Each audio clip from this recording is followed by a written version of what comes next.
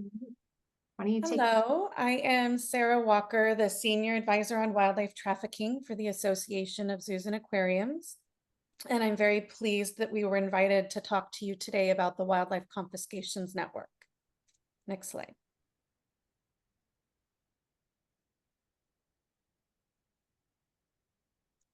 The Wildlife Confiscations Network is a program of the Wildlife Trafficking Alliance.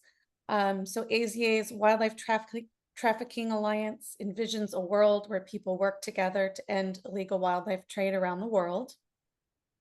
We have been a program of AZA since 2018. Next slide. And we are a coalition of over 100 AZA accredited zoos and aquariums, nonprofits, companies, and government collaborators that work together to really pool our resources to create initiatives to combat wildlife trafficking. Next slide. So the Wildlife Confiscations Network is currently a pilot program operating in the region of Southern California in the United States. And the purpose of the program is to provide a cooperative and coordinated response for law enforcement when animals are confiscated from the illegal trade. Next slide. So currently, we're focused on Southern California and also focused very narrowly in scope. And we're almost exclusively focused on the illegal trade. So when we're talking about animals that can be confiscated, they can be confiscated for a variety of reasons from state, local, and federal law enforcement, whether that be unauthorized ownership, cruelty, loss of United States Department of Agriculture exhibitor license. But we're really focusing this program on the illegal trade, which is the purposeful smuggling of live wildlife through our ports and borders, and any paperwork or permit issues that may have come up with their CITES applications, whether purposeful or not. That's not to say that we don't want to assist in these other cases, and we do as we can, but our primary focus is on the illegal trade. Next slide. So we're focused on Southern California, but you'll see that we have participants all across the country, and we're hoping that that grows. And that's because once we put those animals into immediate triage near our ports and borders, we quickly run out of capacity. So we're often stabilizing the animal near our port and near our border, and then we have to quickly move that animal out for medium term and often long-term placement. Next slide. So the reason we created this pilot program is the illegal trade of live animals is increasing in the United States. And our law enforcement officers on the front lines at our ports and borders are being absolutely inundated with animals that they need to find care and placement for. So we did a data analysis on US Fish and Wildlife Service seizure data on live animals and found that we were dealing with 14 new cases per month and 27 live animals a day, which told us we really had a problem that we needed to coordinate. Next slide. So this is part of that data analysis showing where the primary hotspots are. Not surprisingly, they're along the United States southern border. A lot of stuff is also coming in to the Northeast region and going out of the Northeast region, in addition to the Midwest, but these were the top three. And this is to show you why we started in Southern California, because that was really where we were seeing the major problems for law enforcement happening at the time. Next slide. So we built this new system, and it took us a few years to do that and to build it out on paper and what this would look like. We weren't inventing the idea of AZA accredited zoos and aquariums or sanctuaries providing housing and care for confiscated wildlife. But what we were setting out to do was to create a coordinated response, an efficient response, a quick response, and one that would reduce the burden on both law enforcement and our AZA accredited facilities. So we were very pleased to put that all together on paper and come up with a plan and enter into a cooperative agreement with the U.S. Fish and Wildlife Service about a year and a half ago, that allowed us to hire a full-time confiscations coordinator. The single point of contact was something that was really critical to the stakeholders that had been putting this together. And through that cooperative agreement, we were able to hire Mandy Fisher last March, and I'm going to turn it over to her. Thank you, Sarah. And thank you to all of you for allowing us to have a few moments of your time to share what we're doing over here in the United States. So as Sarah mentioned, I was hired in March of 2023 to operationalize the network. So there had been a few years of planning and development of what this would really have to look like. So I had a really great start to jump in and really just make it happen. So essentially, the United States Fish and Wildlife Service law enforcement in Southern California has my phone number. And when they encounter living wildlife that they seize and need placement for, they call me. I have a list, a database of vetted facilities that meet our criteria. And those facilities let me know what they can and cannot accept, what specialties they have and capabilities. I report back to law enforcement, usually within maybe an hour or so, and let them know what their options are. Law enforcement then decides where those animals will be placed. And I continue to coordinate for our facilities and law enforcement as the different aspects of the seizure go through the legal process. So as we were developing the network, we had some pretty simple desired outcomes. And these outcomes came out of numerous stakeholder meetings held with the Association of Zoos and Aquariums, with U.S. Fish and Wildlife Service law enforcement, with the Global Federation of Animal Sanctuaries, and additional stakeholders in the Southern California region that have been meeting the requests for placement of these animals. So our number one goal was to make sure that all illegally traded live wildlife is confiscated, that would not be a barrier to an law enforcement officer making a decision of whether or not to confiscate, that they know that they have resources available. By having a coordinated effort, that law enforcement agent or inspector does not have to make all of these phone calls on their own. They make one phone call to me, and I make all of the phone calls on their behalf, searching for that optimal placement. This ensures that these confiscated living animals are not going to end up back in the illegal trade. As I mentioned, we have a vetting process for facilities who wish to hold these animals. They have to go through and meet criteria that was established through wildlife law enforcement, through the AZA, and through the Global Federation of Animal Sanctuaries, in addition to these other stakeholders. We're ensuring that animals are able to be placed into expert care as quickly as possible, sometimes immediately within moments after a seizure, but they're able to receive that high quality care that so many of these wild animals need after a really inhumane way of transport.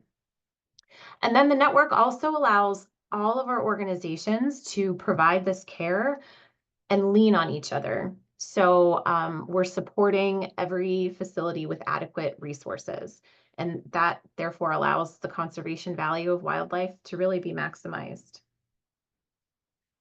So we have quite a few benefits that we've seen through the past year and a half that we've been operational with the Wildlife Confiscations Network. So through the centralized system, someone always answers the phone, it's me. We provide advice or direct assistance every single time. So there are occasions where we might need to just provide advice. Maybe law enforcement is able to hold the animals while they sort out some legal aspect temporarily. We can connect them with those species experts on the best options for them for caring for those animals. We've created these consistent vetting procedures through a vetting committee, which I'll explain more about in a moment. This lets the United States Fish and Wildlife Service know that any facility that I recommend is meeting very specific criteria that they helped establish. The resource sharing has been really, really fantastic. Occasionally, maybe the closest facility to the point of confiscation is not able to take those animals and hold them, but they may be able to help transport them to another facility that is able to hold them. So by having everyone coordinating together through myself, through a coordinator, it's been a much more efficient response. And again, getting these animals into appropriate care as fast as possible. And all of this allows law enforcement to focus on their job, catching the bad people, right? The ones who are breaking the law. Then they're not scrambling trying to find crates or food items or making those phone calls. They can focus on law enforcement, and the network is able to take care of the rest. And it also allows the animal care staff to take care of the animals. So again, those animal managers and zookeepers and curators are not making phone calls around or going back and forth with law enforcement. They can just say, we're ready to accept as soon as this time or this day, and we get those animals to them as quickly as we can. So it really frees up their time as well. It also assists with communications regarding status of the case. So when these cases are closed or open for a long period of time, there's an active investigation happening. I can help coordinate communications with law enforcement and also with public affairs. Can we publicize this case and get the word out about wildlife trafficking happening in our area? I can assist with those kinds of communications. Again, so animal care staff can focus on their job. So one thing that Sarah had mentioned is this is really an all hands on deck problem, right? So this is not just a problem that zoos and aquariums accredited by the AZA could handle. And this is not something that just sanctuaries were able to handle. We had to really come together, bring all of these key stakeholders together and say, how can we be most efficient, most effective, and get these animals into the appropriate facility as quickly as possible with the right resources. So we have participants from all of these different types of facilities. And we utilized that kind of model when we developed the vetting committee. So again, the vetting committee is not just AZA employees or representatives from AZA facilities. We have representatives from each different type of facility, and we've developed bylaws that allow for these facilities to roll off and have different representatives from different organizations that all are part of our vetted participant list be able to participate as vetting committee members. So we have an application that is, it's an online link to a web-based application where facilities are going to be filling out all sorts of information. A lot of it is just basic contact information and capability information. What can you take care of? Can you handle large carnivores? Can you handle venomous reptiles, aquatic organisms? What are the capabilities? For facilities that are AZA accredited or accredited by the Global Federation of Animal Sanctuaries, their application is fast-tracked. It's much shorter because they've already met the criteria of being financially secure because those accrediting organizations already looked at all of their finances and things like that. But if a facility is not accredited by either AZA or GFAS, then they have a lengthier process to go through, but it's really not that bad. We try to make it as least painful as possible, but they do need to share with us what their staff training is like, what their quarantine procedures are and their veterinary program, and what are their educational messages around wildlife trafficking and appropriate pet ownership, things like that. But again, this application process was created with all of those key stakeholders. with the AZA community, with the sanctuary community, with wildlife rehabilitators, with NGOs, and of course, wildlife law enforcement. So some challenges that we have here in the United States, again, as Sarah mentioned, the scope of this confiscations network is for the illegally traded animals. So mostly these are species that are small, fairly quiet, easily concealed in packages or luggage or under clothing. So we're seeing a lot of turtles, for example, native North American turtles, show up in very large numbers. They're often undetected for days or weeks in outgoing mail. And once they are found, they're usually quite ill because they've been dehydrated and malnourished and wrapped really inhumanely in terrible packaging. So we do have a few programs here in the United States where rewilding of our native turtles is potentially possible, but that's a very lengthy process. So we really are looking for more of our facilities to just create space to hold large amounts of native North American turtle species. Marine invertebrates is something we see a lot of in Southern California. That's a major port of entry for aquatic organisms coming in through the legal trade to legally enter the aquatic hobbyist industry. Unfortunately, sometimes those importers don't have CITES permits or they have endangered species attached to some of the animals that they are importing legally, or it's debatable if they know what they're doing and are purposefully trying to import things illegally. But we do have large numbers of corals, giant clams, things like that are coming in mostly through Los Angeles, that often require immediate care, will always require immediate care. So we've had a lot of our aquariums in Southern California start to set up emergency quarantine tanks specifically for confiscated aquatic species. From there, we're often able to move them to different aquariums if needed, as time goes on. Birds, again, often trafficked high volumes, usually very young. We know when the parrots are breeding in Central and South America because we start to see the hatchlings coming through. We have all of our birds are required to go through US Department of Agriculture quarantine when they are legally imported into the US. The same thing occurs when they are illegally imported. So that becomes challenging to transport these weak and potentially injured birds, young birds, into the appropriate quarantine facilities. So this is something, a challenge that we're working through right now with multiple federal agencies in the United States. Non-human primates, we're seeing quite a few Central American species coming through, smuggled across the southern border. And again, they have their own challenges. They're very, very young. They require 24-hour hand rearing most of the time. Our sanctuaries are very limited in their hand rearing capabilities right now, just with staffing. So oftentimes these are going directly into care within a zoological facility.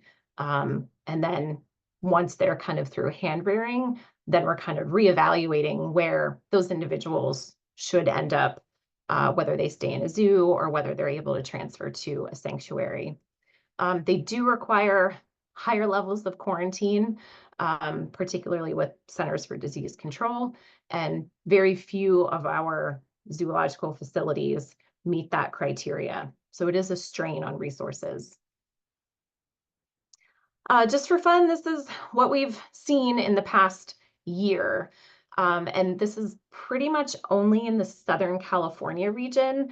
There's a few cases, most of the mammals, for example, are these non-human primates, and they are mostly in Texas and some of our southern border states. But the vast majority of what we've seen so far in Southern California are those corals and marine invertebrates that I mentioned. Sarah, back to you. Thank you, Mandy. So we're just getting started. We're still piloting in Southern California and planning to expand. So we have several things that we're working toward right now for the future. So the first is that we're trying to extend and expand our current cooperative agreement with the U.S. Fish and Wildlife Service. Currently, the current agreement ends next March, so we're working with them on the details to not only extend our ability to continue having Mandy on as that single point of contact, but to also expand it into other priority regions for the U.S. Fish and Wildlife Service. We also really want to focus on building capacity at current participant facilities, particularly those that are near ports of entry. That is something that will require money, and we are hoping to garner for our participants.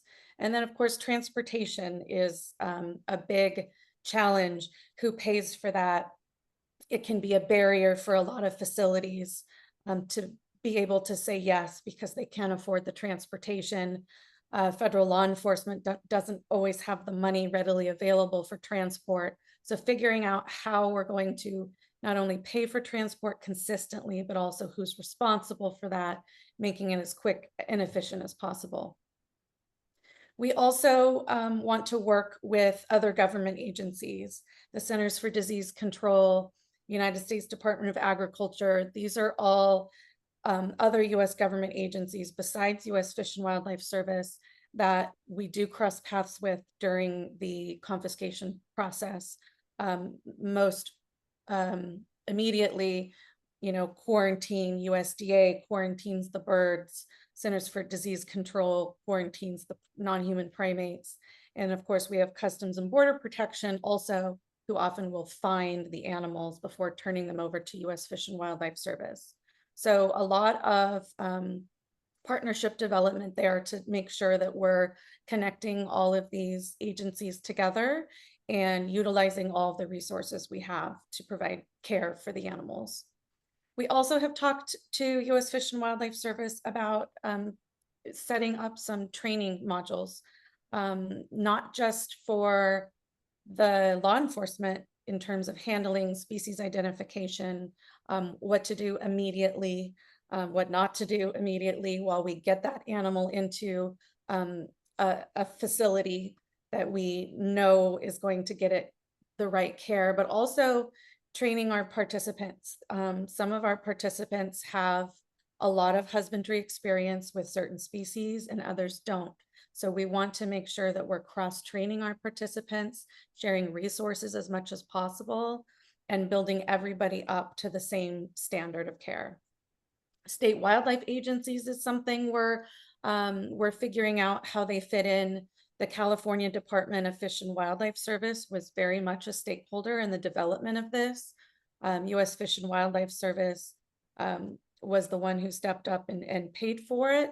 And so we're working out now how California Department of Fish and Wildlife Service might fit into this puzzle, and how we could get a potentially separate but related cooperative agreement with state agencies that would feed into the larger centralized network.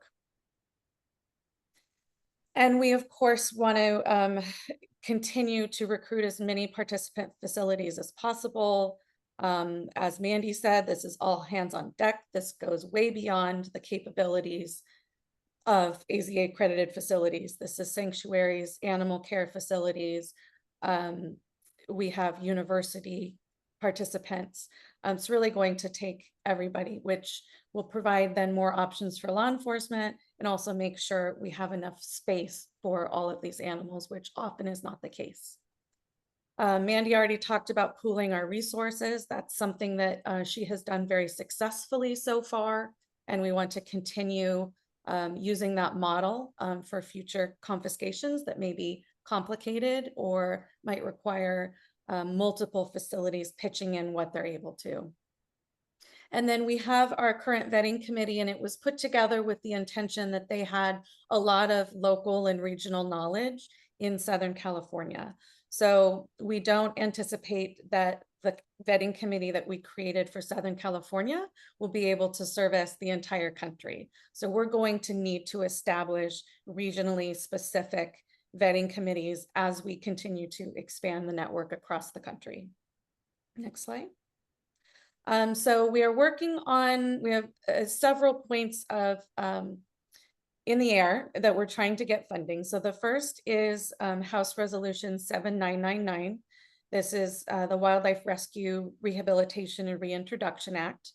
If passed, this would essentially codify, put into law the workings of the Confiscations Network and would provide an annual income so that we could continue operations. We're also, of course, as I mentioned, exploring the extension and expansion of our current cooperative agreement with Fish and Wildlife Service. We're talking with other agencies at the federal level and, as I mentioned, at the state level. And we're also looking into the possibility of utilizing private donors. We think this type of work is ripe for the picking of private funding because it's measurable, it's direct rescue. This is everything that private donors like to pay for. So we're putting together some funding proposals right now, and we hope to shop that around in the near future. Next slide. So as I mentioned, we're just getting started. We don't have all the answers, but we have some. Thank you for allowing us to provide this presentation to you. Thank you for Mandy for stepping in and being the rock star coordinator that she is. We have a long way to go, but we stand by to answer any questions that you all may have through your journey of developing a similar network in Europe. We have equally let AZA know that we're at the ready to answer any questions. And please just keep in touch with Mandy and let us know how we can be of assistance to you. Thank you.